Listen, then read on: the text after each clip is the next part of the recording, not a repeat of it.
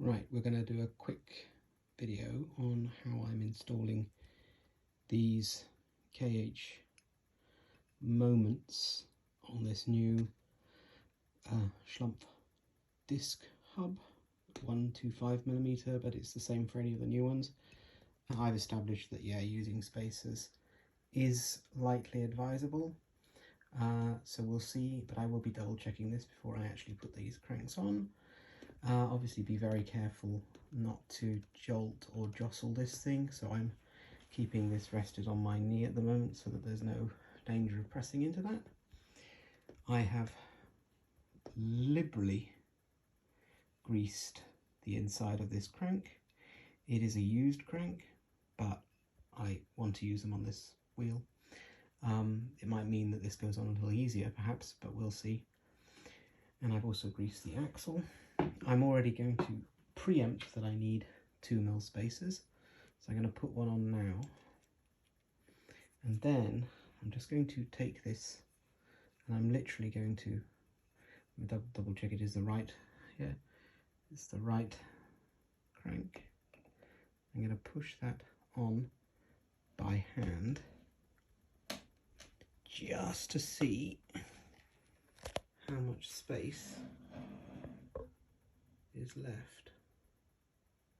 It's quite a bit, really. Yeah.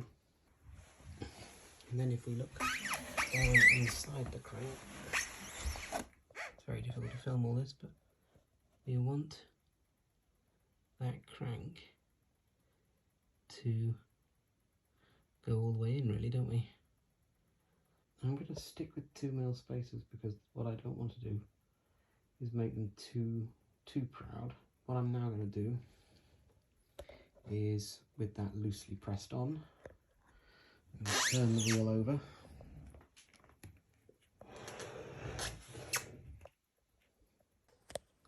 So we're back over the other side. I have put a piece of wood, you might be able to see, resting underneath the other crank's end, because these cranks have a slight Q factor. You need something underneath there so that the weight is heading right the way down through this like this. I'll take this outside in a minute, even though it's quite dark. I'll take this outside and give it a good solid whack with a mallet, a rubber mallet, see if that helps.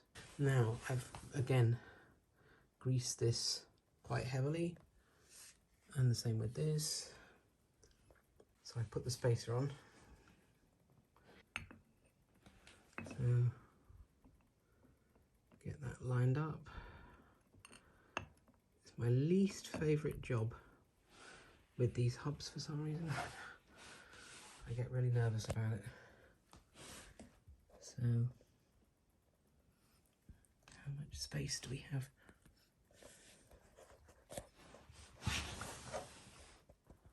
So let's take it outside.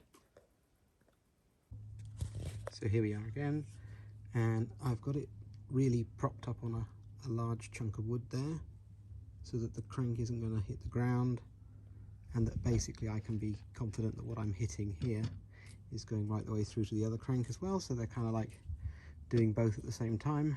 So I'm not too worried about the shifting rods because they're protected at the moment by the top of this thing, so that's not an issue. But when I put the axle bolts on, that's a different question. So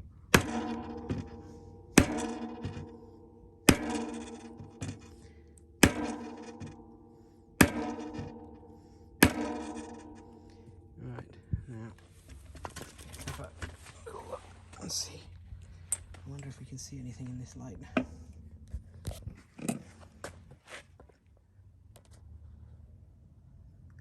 Yeah, I think that has helped quite a bit actually. And the other side. It's very hard to see in this light,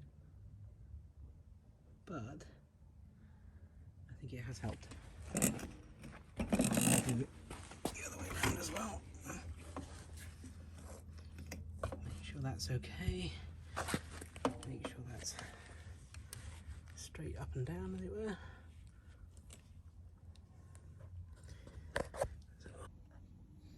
And on the other side, I'm going to do the same thing.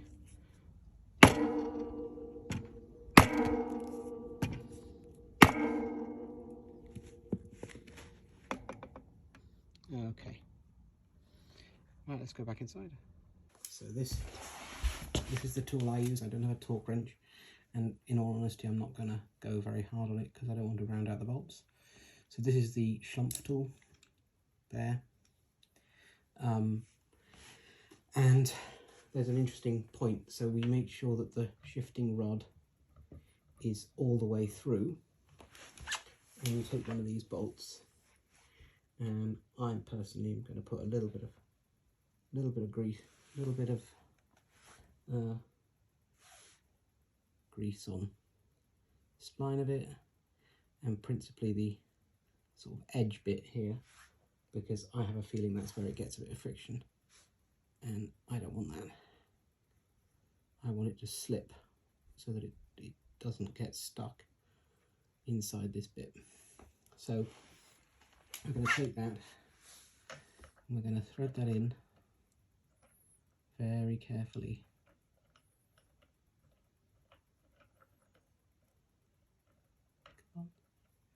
Okay, yeah, you can feel when it goes in, and it just goes down quite nicely by itself, as it were.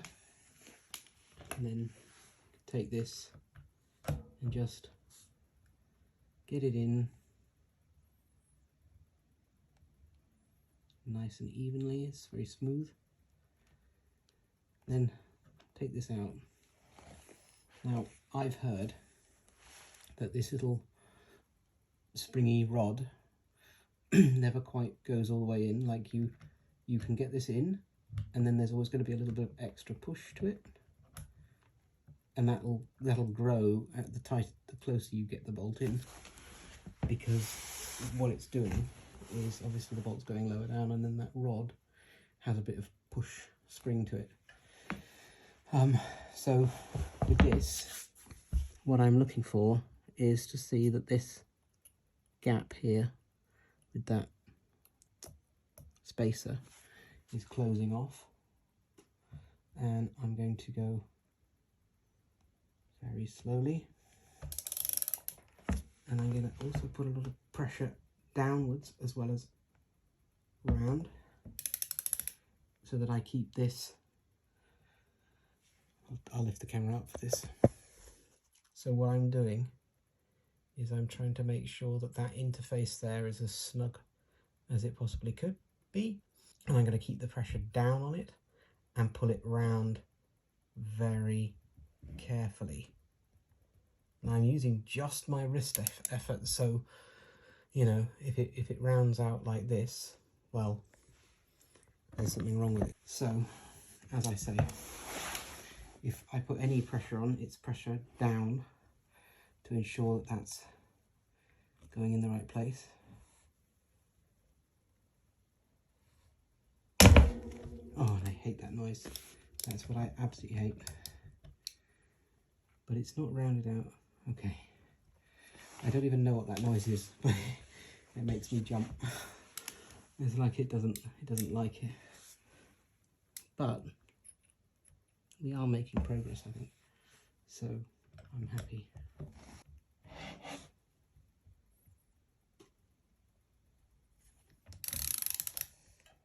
It's going on fairly easily compared with what I've done before. So I'm getting a bit more optimistic about this one. Anyone watching this, don't judge, because I'm sure there's a better way of filming this. But hey ho.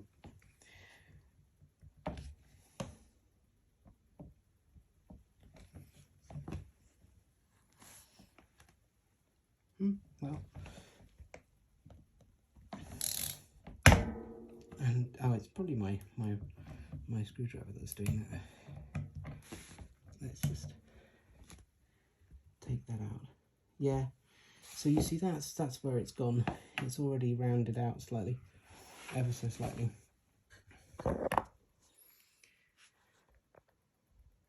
So ever so slight deformation of that bolt is happening. We'll try one more.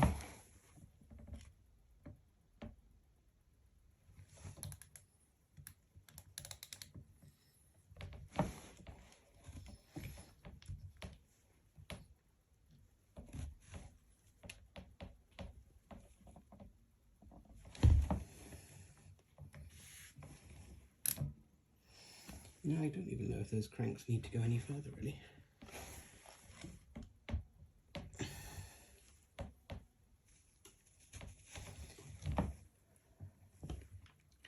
So I'm going to stop there. Yeah. Oops. I'm going to stop there. It's fine, but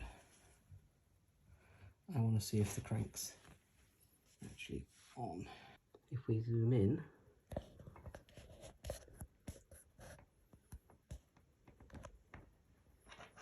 now let's see.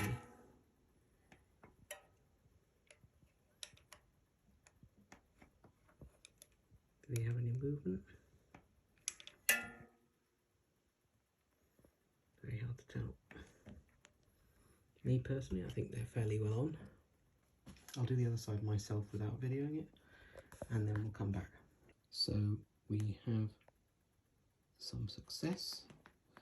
On the other side, I did switch to using this. I was a bit scared of this because I thought it would be overkill or give me too much torque and I'd round it out, but it seems to have a better fit, and also I was able to get more purchase on a downward scent. I think the ratchet thing didn't help me because the ratchet kind of clicks and jumps and makes you sputter about, so I was able to get this in and it kind of keep pulling it slowly towards me, still pressing down, not standing the wheel upright, but pushing it down on the floor, pushing my weight firmly down on the head of this, and then pulling it towards me like round on a clock. And it seems to have got the bolt in nicely, I'd say, and there doesn't seem to be any deformation as far as I can tell. Let's see if I push. Hang on. Push this one back. Put that back through.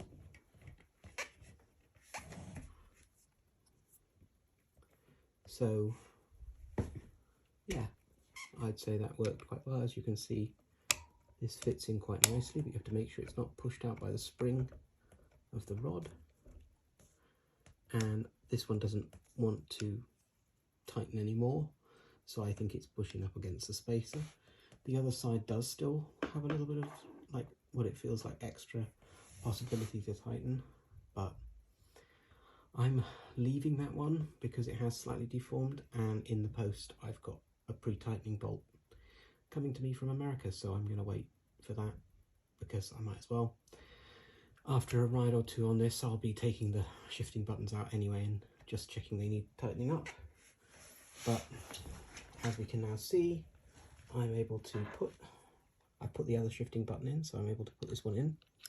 And the nice thing is I'm always skeptical that there's going to be enough room for it to actually go into the crank, but there's not. There's plenty of room. There's the requisite push and play, and that's semi-flush. Yeah, I can see that that's going to be about right.